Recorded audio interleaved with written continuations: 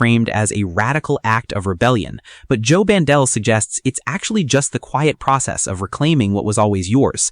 In Module 2 of OAK, The Living Current, he argues that most of us have spent a lifetime outsourcing our power to experts, family expectations, and public opinion, effectively losing the ability to distinguish our own knowing from everyone else's demands. It's a really grounding perspective because it shifts the focus away from needing to become something new. Bandel describes inner authority not as a special spiritual attainment, but as an ordinary capacity we all have. We just haven't been practicing it. He breaks this down into 5 core areas, starting with your own sense of what is true.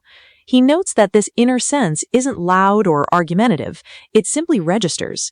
It's that subtle feeling of alignment or friction that we often steamroll over to follow the rules.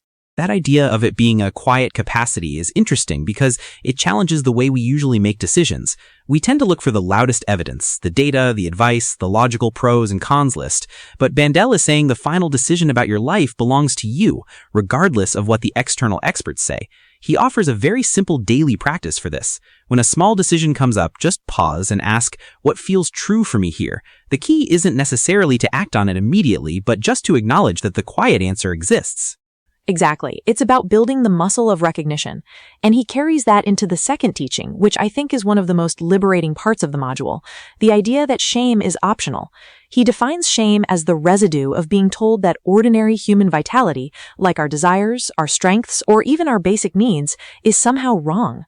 According to clinical research and even the work of thinkers like Nietzsche, shame is often an external landfill emotion dumped on us by systems that want us to conform. It's a drain on energy. If you're constantly fighting your own nature, you have less energy for actual living. Bandel suggests that treating your desires and your body as ordinary and sacred returns that energy to you. The exercise he gives here is quite gentle. He asks you to find one area where you feel a low-level, habitual shame and just say, this is part of me. It does not need to be hidden. You aren't even trying to fix it. You're just removing the secrecy that gives shame its power. It's that lack of judgment that makes it work. Once you stop hiding, you can see where your power is actually going, which is the third teaching. Bandel points out that every time we hand over the final say to a partner, a system, or a group opinion, we give away a piece of power.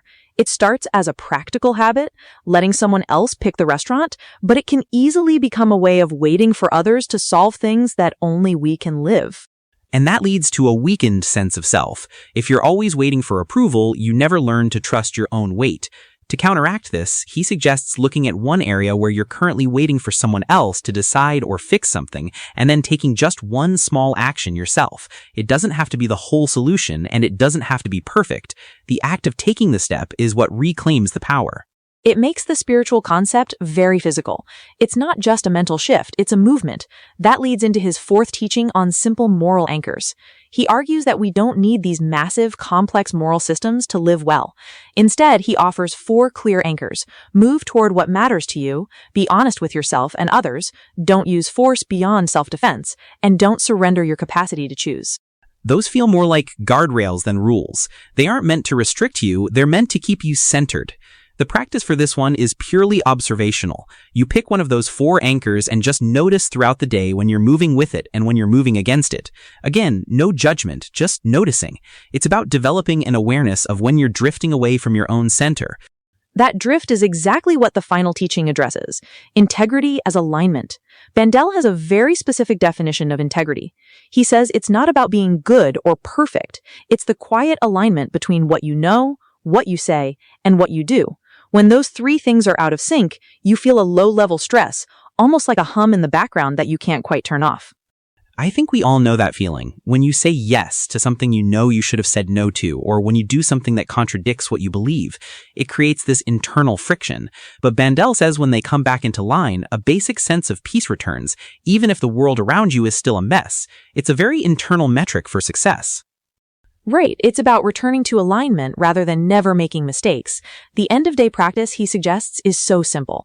Just ask yourself, what did I know today? What did I say? What did I actually do? Seeing where they match and where they don't is the starting point for real integrity. It's not about punishing yourself for the gaps, it's about noticing them so you can adjust tomorrow. It brings the whole module together. Inner authority isn't about becoming an island or ignoring the world. It's about standing inside your own life. It's the ability to trust that quiet knowing, to stop shaming your own nature, and to take responsibility for your choices. These practices are designed to be small, daily returns to center rather than one-time events. It's very practical. Bandel really emphasizes that these aren't advanced spiritual states. They are just functional ways of being human.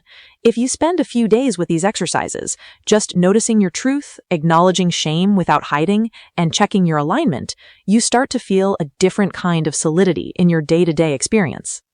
It's about the cumulative effect of those small moments of awareness. By reclaiming the final say in your own life, you stop being a passenger in your own skin. If this conversation gave you a new perspective on how to trust your own inner voice, consider sharing it with someone who might be navigating their own path toward inner authority.